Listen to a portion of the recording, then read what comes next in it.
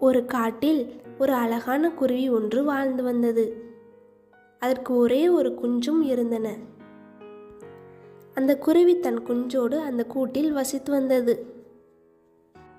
அப்படி இருக்க அதற்கு எதிரில் இருந்த ஒரு மரத்தில் அழுக்கு நிற குருவி ஒன்று வாழ்ந்து வந்தது. அது தனியாக அது மட்டுமாக இருந்தது. அது நாள்தோறும் தன் உணவுகளை சேகரித்து தன் கூட்டில் வைத்தே சாப்பிடும். அது ரொம்ப நாட்களாக தனியாகவே இருந்து வந்தது. இந்த அழகான குருவி அந்த அழுக்கு நிற குருவியை எப்போதும் கவனித்து வரும்.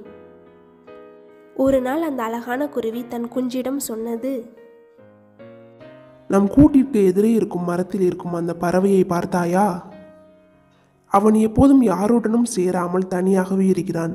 அவன் சுயநலமாக இருப்பதால் எந்த பறவையும் அவனுடன் சேர்வதில்லை. அவன் கெட்டவன், அவனுடன் நீ எப்போதும் சேரக்கூடாது என்று கூறியது.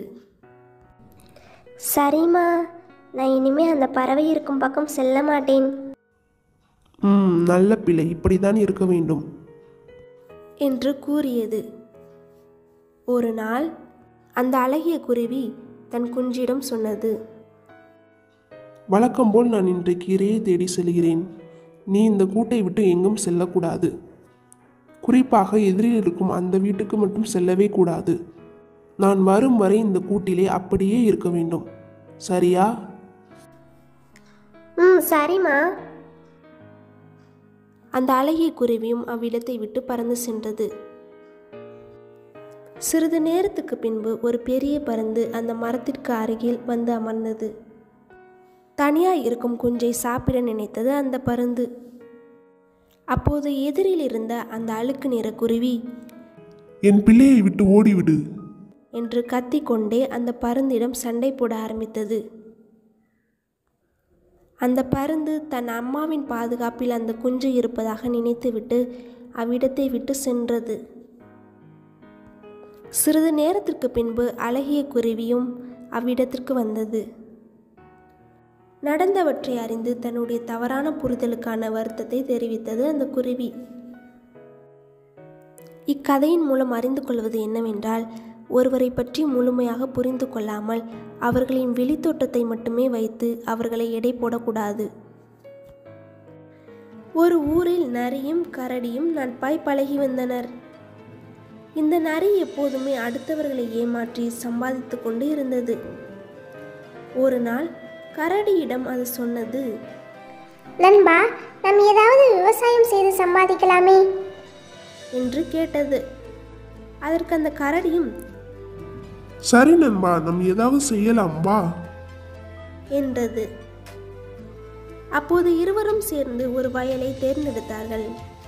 அந்த வயலை நன்றாக சுத்தம் செய்து உழுதார்கள். விதைப்பதற்கு முன்பு நரி கரடியிடம் சொன்னது, நண்பா, இந்த முறை நிலத்திற்கு மேல் விளையும் அனைத்தையும் நான் எடுத்துக்கொள்கிறேன். நிலத்திற்கு கீழ் விளையும் அனைத்தையும் நீ எடுத்துக்கொள் என்றது. அதற்கு அந்த கரடியும் சம்மதித்தது. இந்த நரி மிகவும் தந்திரமானது. எனவே சோள விதையை விதைத்தது. அறுவடை காலம் வந்த பிறகு இருவரின் ஒப்பந்தப்படி நிலத்திற்கு மேல் விளைந்த அனைத்தையும் நரி எடுத்துக்கொண்டது. ஆனால் கரடிக்கோ வெறும் வேர்கள் மட்டும்தான் மிஞ்சியது. எனவே கரடி நரியிடம் சொன்னது, நண்பா, போன முறை நீ நிலத்திற்கு மேல் உள்ள அனைத்து விளைச்சலையும் எடுத்து விட்டாய். எனவே இந்த முறை நிலத்திற்கு மேல் விளையும் அனைத்தையும் நான் எடுத்துக்கொள்கிறேன். நிலத்திற்கு கீழ் விளையும் அனைத்தையும் நீ எடுத்துக்கொள் என்றது. அதற்கு அந்த நரி சிரித்து கொண்டே சம்மதித்தது. இந்த முறை நரி தந்திரமாக நிலக்கடலையை விதைத்தது. இந்த முறையும் விளைச்சல் நன்றாக இருந்தது. நிறைய நிலக்கடலைகள் கிடைத்தன. அந்த கரடி சொன்னபடி நிலத்திற்கு மேல் உள்ள அனைத்தையும் கரடி எடுத்துக்கொண்டது. நிலத்திற்கு கீழ் உள்ள அனைத்தையும் நரி எடுத்துக்கொண்டது.